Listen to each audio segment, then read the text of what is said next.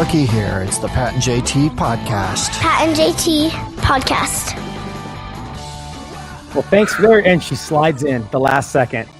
Thank you guys for watching, listening, rating, reviewing, subscribing. Yeah, you almost made it. Was like 1 second you would have made it.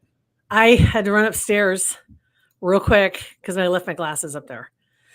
And I was like, there's no way I can do this without my glasses. Now you're going to need to recover. If you with me, I'd need to recover for 3 minutes. I had to jump the dog because he thought I was playing. Not playing. Not playing. This is Dean taking my life into my own hands, trying to run up the stairs and run back down. And the dog's like, yeah, let's play Trip Jill. So, please don't. Anyway, oh my God. Okay. So go ahead. You might want to talk while I breathe for a second. I know. I was just going to say that's need to. We mentioned this last week or the week before. The GEPA Golden Ear Podcast Awards are up, and we had mentioned about voting for us, which we would really appreciate. We're up for a couple different awards, and I'm going to put the link in the description of our episode. But if you want to just go there, it's the GEPA's GEPAS.com and just vote for us. Vote. Please. And also take a look around because there's several other podcasts that are running in other categories. So don't vote for them in ours. But no, right. We're not in the sports category though.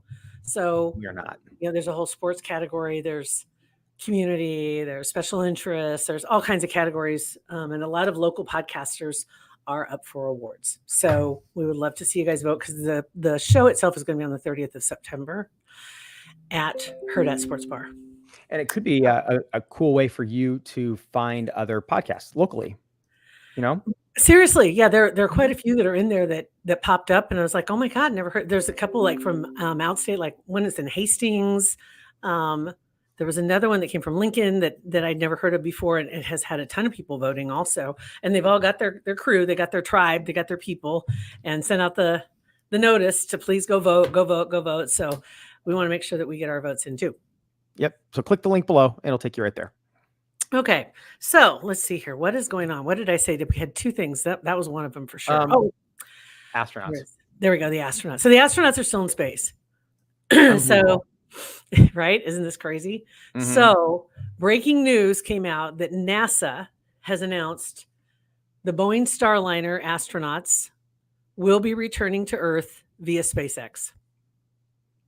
Yeah. So when is that? And it's not for a minute. Save them. Not for a minute, but it's going to be sooner than it was. It was also, okay. It wasn't going to be till next February. It's going to be sooner than that. Okay. But good. That's what I heard was it February. This is right. Exactly. And that was before Musk. Apparently even though they've got like lawsuits against the guy, it's like, I know we've got all these investigations going on against you, but hey, can you help us out here? Yeah. So NASA has asked them and actually selected Elon's SpaceX to rescue the stranded astronauts after the latest debacle. And due to the high risk, this is their quote, due to the high risk of thruster failure on the Boeing Starliner, NASA cannot risk putting astronauts in it for the return trip. Boeing was paid $4.2 billion and failed on 2 different test flights to achieve mission objectives. but they got their check. SpaceX was paid $2.6 billion for Dragon Crew, and that's the name of the SpaceX, the Dragon Crew, Dragon Crew. And they reached space in 2020, and they've delivered numerous missions with cargo and 49 astronauts to the space station. Yeah, NBD. Yeah. And actually, Musk was talking the other day about this, and he said his hopes are, I think it was it 4 trips? He's hoping to eventually have like almost daily trips. That would be huge. That's happening. Like to make it normal that it happens on the regular and that it becomes safer and safer. And also there was a video of him. He fascinates me. I don't, you know what I mean? It's like, I don't understand how his mind works. And they had a video from like 10 years ago or 15 years ago. And he was talking about the idea of having reusable shuttles, like return to Earth and then use the same one again. Not like what we had with NASA, but this take off and then come back, just like where you want it to. And when he first started talking about that, at least I was like, no way. Like that's not going to happen. Why do we need that? We don't need, now it's happening. It's almost 100% reusable. I think he's like at 80%. So crazy. Which is just, it is. It's just crazy. And just the way his mind works, he just sees things on a different plane. I mean, the possibilities are real to him, and for a lot of people, it's like, I didn't even think about that. Right. Didn't even think about it. So that's pretty cool. That is awesome that he can do that. Cause that would have sucked to stay up there till February. Like you're not planning it. You're not in that mental state. Mentally. Yeah. Right. Would be the hardest. All of a sudden having to shift and like, okay, now I got to deal with, I'm not going to be home for Christmas. I'm not going to be home for, all these little things that are eating away at you in the back of your head. But the lawsuits are still going on. They haven't gotten rid of those yet. I wonder if somebody doesn't find a way to maybe say, okay, maybe we can work together and we can stop fighting you on this. And that it's actually, there's a competition now and it's only going to make us better. And we've seen that time and again. That's the only way things get better is when you're trying to outdo the other guy. Yep. And bring your best game. So clearly Elon is outdoing Boeing and NASA currently.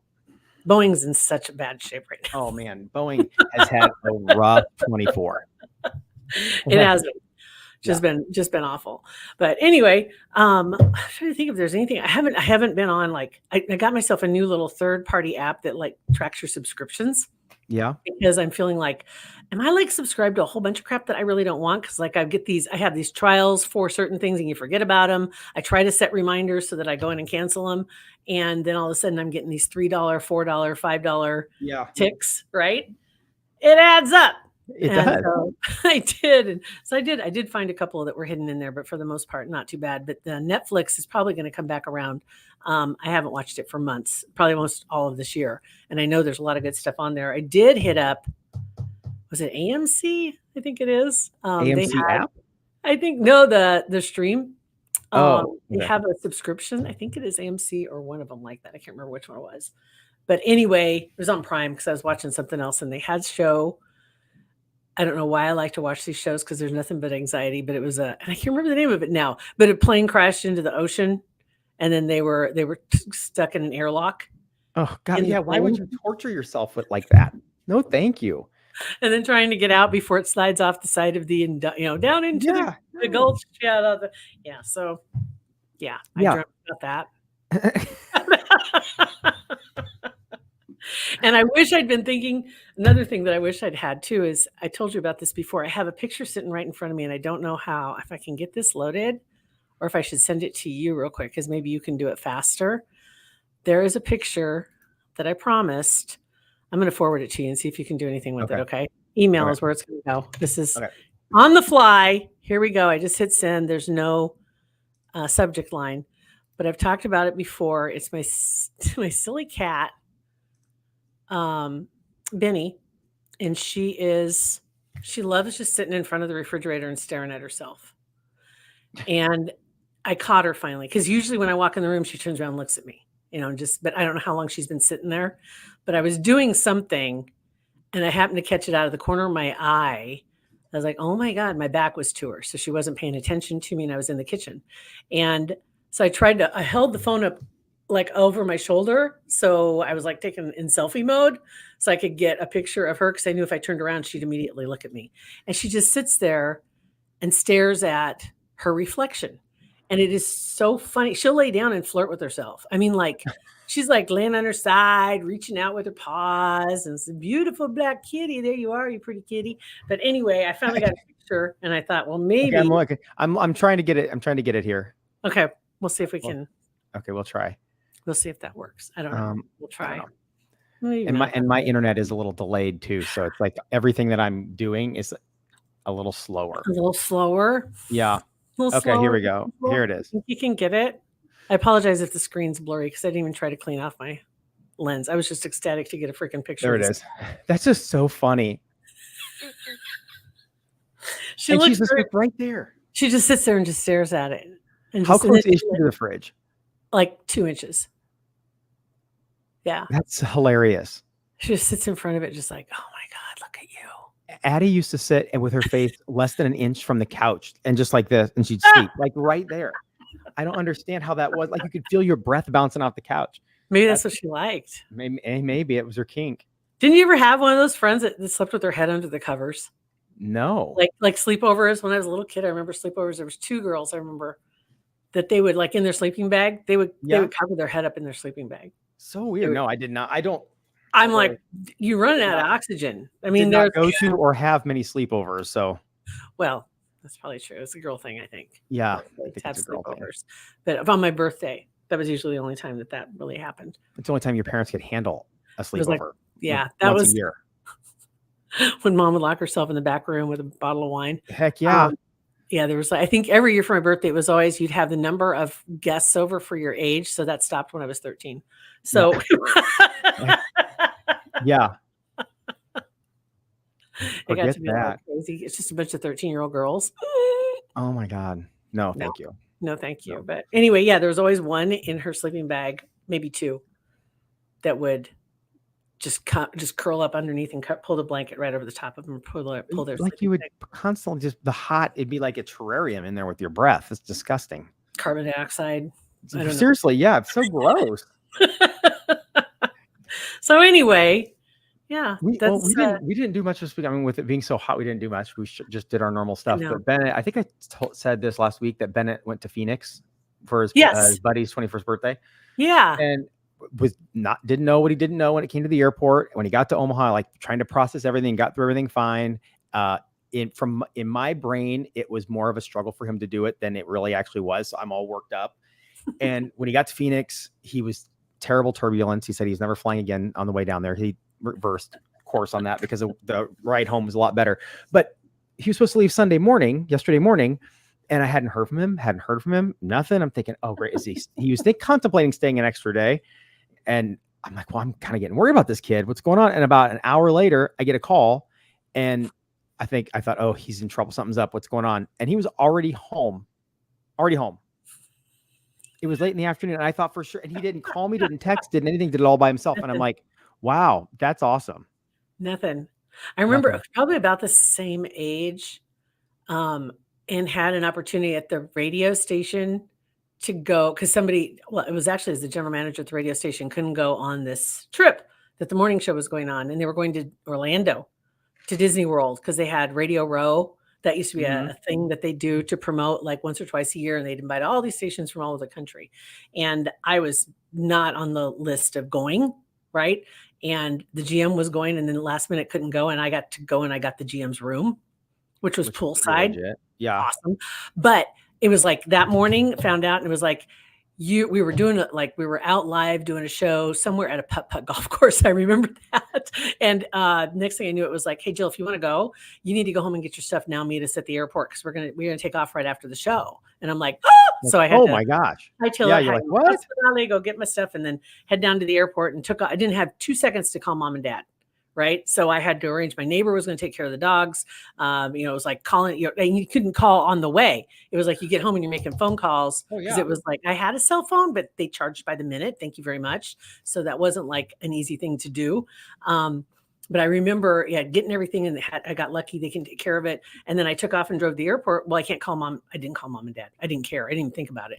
I didn't call them until I was in Atlanta. I called them from Atlanta. Like, hey, just by the way, don't call the house, y'all. Because we still have a landline. Don't call the house because I'm not there. I'm in Atlanta. Yeah, and just kind of took off. And I think it was the first time I'd done that and not told them. You know what I mean? Because like I was probably 21. Freaked me out. Maybe. And even though I was living in Phoenix and they were here, but you still kept in pretty tight contact. So you know everybody knew where you were going to be. But don't go to Disney World by yourself. Or at all. Actually. Or at all. It was 4 adults that went. So it was an engineer guy, it was me, and then it was the morning show. And they were all doing their thing. I didn't have to do anything. I had no obligations. I was just free trip, baller room. So off I went and I had free pass, right? And so I just went to Disney World and I'm like, I am here by myself. No. But that's all right. Yeah. No thanks. Yeah. So anyway, I don't even know how we got there. I think, because of Bennett. Bennett's airport, yeah. There you go. So he made it back. There was one other story because this weekend was the air show that was going on, hotter than hot. 2 things that was going on, and then the march was going on.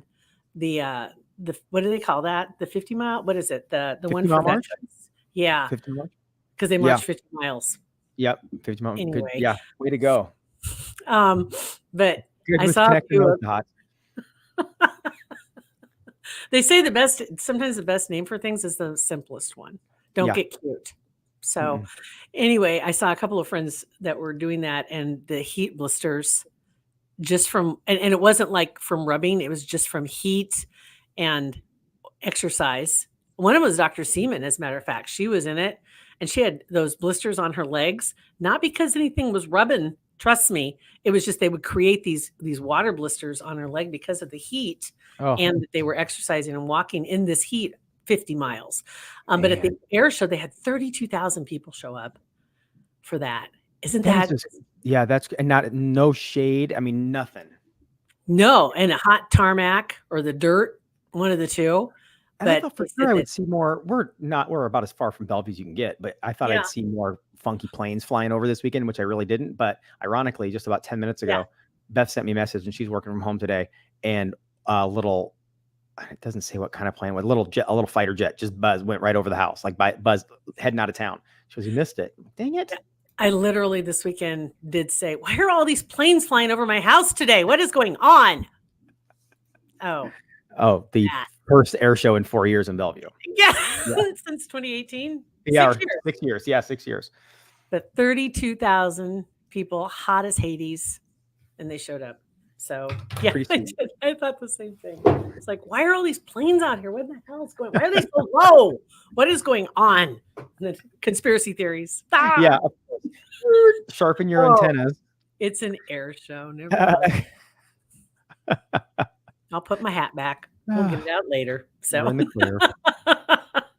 All right. So that's all we got, guys. So be careful though out there. I know it's day 3 of the heat advisory. Yeah. Be careful. Stay inside if you can. Drink get water. Your red ready. Huskers. I know. Week. I know. 5 days. Pumped.